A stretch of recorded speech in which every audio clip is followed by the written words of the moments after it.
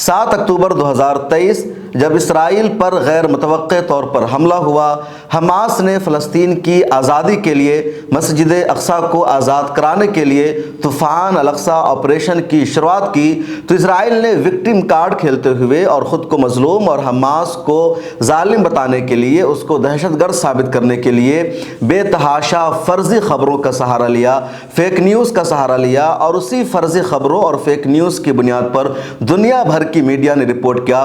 ہندوستان کی میڈیا نے بھی اسی طرح کی فرضی خبروں کا سہارا لیا اور اسی کی بنیاد پر رپورٹنگ کرنا شروع کر دیا، تجزیہ کرنا شروع کر دیا، اور اس مضبوطی کے ساتھ فیک نیوز پھیلائی گئی کہ بڑے بڑے ایکٹیوسٹ، جرنلسٹ اور جو سوشلسٹ ہیں یا جو خود کو سیکولر کہلاتے ہیں، ان سب نے بھی اس پر بھروسہ اور وشواس کر لیا۔ بھارت کے کئی بڑے بڑے جرنلسٹ، رویش کمار، اویشار شرما اور اجیت انجم یا اس طرح کے جو بھی نام لے سکتے ہیں، ان سبوں نے بھی ان خبروں کو سچ تسلیم کر لیا، اور جس طرح گودی میڈیا نے تجزیہ کیا اسی طرح ان لوگوں نے بھی ان خبروں پر وشلیشن کرنا شروع کر دیا، تجزیہ کرنا شروع کر دیا۔ لیکن سچائی یہ سامنے آئی، فیکٹ چیک یہ سامنے آیا کہ وہ ساری کی ساری خبریں فرضی تھی، اور ان میں 3 خبر سب سے اہم ہیں۔ پہلی خبر اسرائیل کی طرف سے جاری کی گئی تھی کہ حماس کے فوجیوں نے 40 اسرائیلی بچوں کا سر قلم کر دیا ہے۔ دوسری فرضی خبر یہ بتائی گئی تھی کہ عورتوں کا حماس کے مجاہدین نے ریپ کیا ہے، اور ایک جرمنی لڑکی کی ویڈیو سب سے زیادہ شیئر کی گئی جس کے بارے میں کہا گیا کہ اس لڑکی کو ان لوگوں نے ننگا کیا، اس کے ساتھ ریپ کیا، پھر اس کا قتل کر دیا۔ یہ خبر بھی فرضی نکلی ہے۔ تیسری خبر یہ بتائی گئی کہ 250 لوگ ایک میوزک کنسرٹ میں تھے، وہاں پر بمباری کی، وہاں پر حملہ کیا حماس نے، اور 250 لوگ اسی کنسرٹ میں مر گئے۔ ان 3 خبروں کو بنیاد بتا کر حماس کو آتنکوادی کہا گیا، دہشت گرد کہا گیا۔ کئی لوگوں نے کہا کہ ہم مانتے ہیں کہ فلسطین کی یہ جو لڑائی ہے، آزادی کی لڑائی ہے، اپنی زمین کو واپس لینے کی لڑائی ہے، لیکن اس آزادی کی لڑائی میں بچوں کو قتل کرنے کا کیا مطلب ہے؟ اس آزادی کی لڑائی میں عورتوں کو ریپ کرنے کا کیا مطلب ہے؟ اور یقیناً کوئی بھی سنے گا، میں بھی سنوں گا تو یقیناً میں اس کی تردید کروں گا، مذمت کروں گا کہ حماس کو، فلسطینیوں کو یقیناً حق حاصل ہے کہ وہ آزادی کی جنگ لڑیں، اپنی زمینوں کا قبضہ واپس لینے کے لیے اسرائیل کے ساتھ فائٹ کرے۔ پچھلے 75 سالوں سے ان پر ظلم ہو رہا ہے، لیکن اس ظلم کا مطلب یہ نہیں کہ بچوں کو قتل کیا جائے، عورتوں کے ساتھ ریپ کیا جائے اور عام شہریوں کو نشانہ بنایا جائے، کیونکہ خود اسلام اس کے خلاف ہے۔ اسلامی جنگ کا اصول یہی ہے کہ اگر آپ کہیں بھی جنگ کرتے ہیں تو عورتوں پر بالکل حملہ نہیں ہونا چاہیے، بچوں پر حملہ نہیں ہونا چاہیے، بزرگوں پر حملہ نہیں ہونا چاہیے، عام شہریوں پر حملہ نہیں ہونا چاہیے۔ جنگ میں جو صرف فوجی ہے اس کے ساتھ ہی قتال ہونا چاہیے، جنگ ہونی چاہیے، اس کے علاوہ کسی کو نشانہ نہیں بنانا چاہیے۔ اسلام کی تعلیم ہے، اور اس کے خلاف اگر کوئی کرتا ہے، خواہ وہ خود کو مجاہد بتائے، اسلام کا علمبردار بتائے، وہ خود اسلام کی نظر میں گنہگار ہوگا، ظالم ہوگا، اور ایسے لوگوں کو جسٹیفائی نہیں کیا جا سکتا ہے۔ تو حماس کے تعلق سے جو یہ خبر بتائی گئی تھی، پوری دنیا نے اسی بنیاد پر اسرائیل کے ساتھ ہمدردی جتائی اور حماس کو برا بھلا کہا۔ بہت سارے مسلمان اسکالرز بھی اس کا شکار ہوئے، لیکن اب سچائی سامنے آ گئی کہ ساری خبریں فرضی تھیں اور ثبوت کے ساتھ، اور میں آپ کو بتا رہا ہوں۔ پہلی خبر اسرائیل کے ایک میڈیا ہاؤس ہے I-24، اس کی ایک مہیلا پترکار جس کا نام ہے نیلکو زدک، اس نے رپورٹ کیا کہ حماس نے اسرائیل کے 40 بچوں کا سر قلم کر دیا ہے۔ اس سے پوچھا گیا کہ تم نے اس بات کس بنیاد پر خبر کی، تو اس نے کہا کہ ہمیں اسرائیل کی آرمی نے بتایا ہے کہ حماس نے 40 بچوں کا قتل کر دیا، اس لیے ہم نے اس خبر کو رپورٹ کیا ہے۔ اچھا، یہ خبر اتنی پھیل گئی کہ امریکی صدر جو بائیڈن نے بھی یہی کہہ دیا کہ حماس نے اسرائیل کے 40 بچوں کا قتل کر دیا ہے، جو بہت بڑا ظلم ہے، ISI جیسی حرکت ہے۔ پھر وائٹ ہاؤس نے اس خبر کی تردید کی اور کہا کہ جو بائیڈن نے وہی بیان دیا ہے جو ان کو اسرائیل کے اسپوک پرسن کی طرف سے کہا گیا ہے، جو میڈیا میں آئی ہے۔ اب انادولو نیوز ایجنسی جو ترکی کی ہے، اس نے اسرائیل کی آرمی سے بات چیت کی اور پوچھا کہ حماس نے 40 بچوں کا جو سر قلم کیا ہے اس کی کیا سچائی ہے؟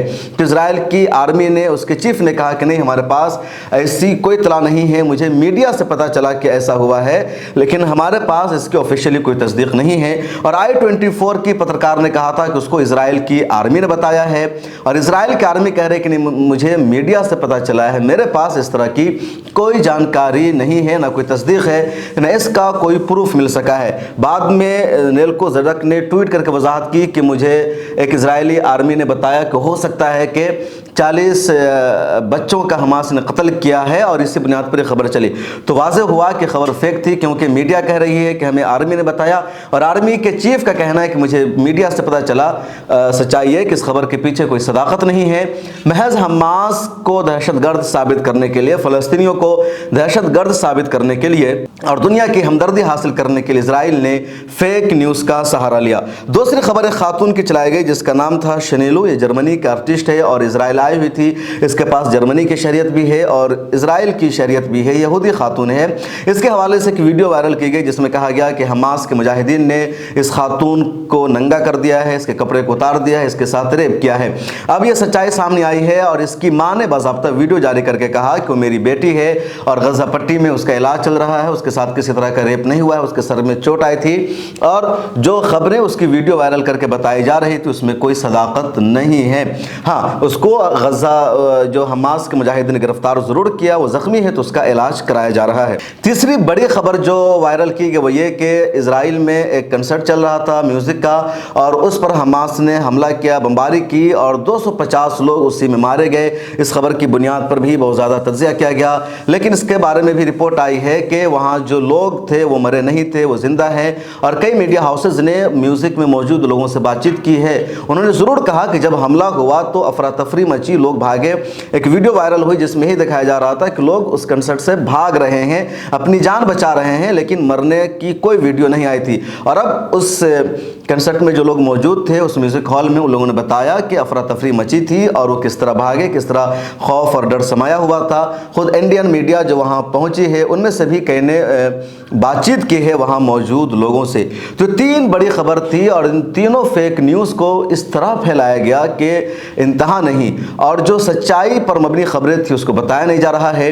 रोज़ाना इजराइल के हमला में फ़लस्तीनी मासूम बच्चे शहीद हो रहे हैं, ख़वातीन शहीद हो रही है।